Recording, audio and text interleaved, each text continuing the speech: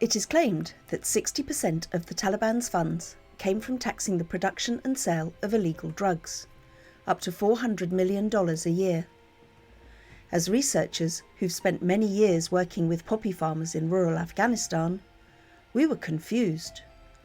For more than 20 years, we've had regular contact with different communities: talc miners, traders transporting fuel and transit goods, workers in drug production labs, and people smugglers. They told us taxes were a fixed price levied on a unit of land, weight, or volume of goods. Building on a method we've developed over many years, we set about understanding these taxes in more detail.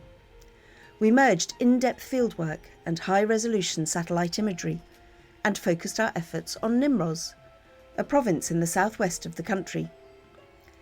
Nimroz is a major trading hub of fuel and transit goods, and a major producer and conduit of drugs going to Iran and Pakistan. The provincial centre, Zaranj, is the central hub of people smuggling in Afghanistan. These activities gave us the opportunity to better understand the trade flows and their relative importance in funding the insurgency.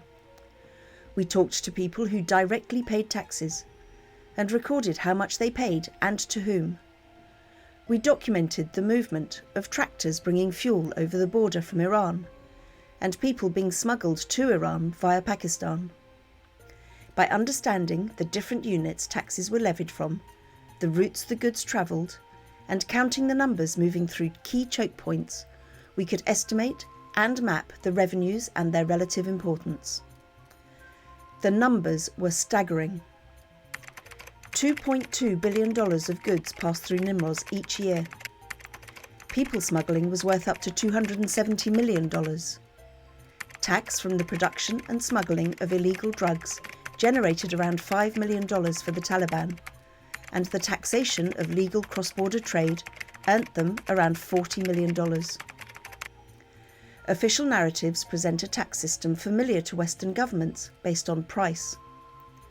Our work shows how inaccurate this is and how self-defeating some past interventions have been, and the need to revisit the way we understand and calculate insurgent funding in Afghanistan and other fragile and conflict-affected states.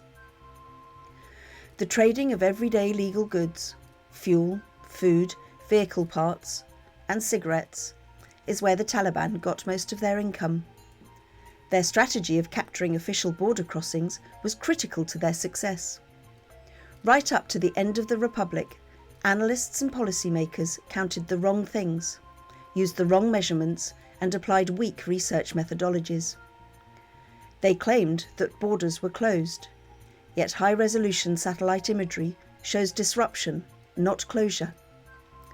Their claims and reports of widespread drought do not match the latest geospatial analysis.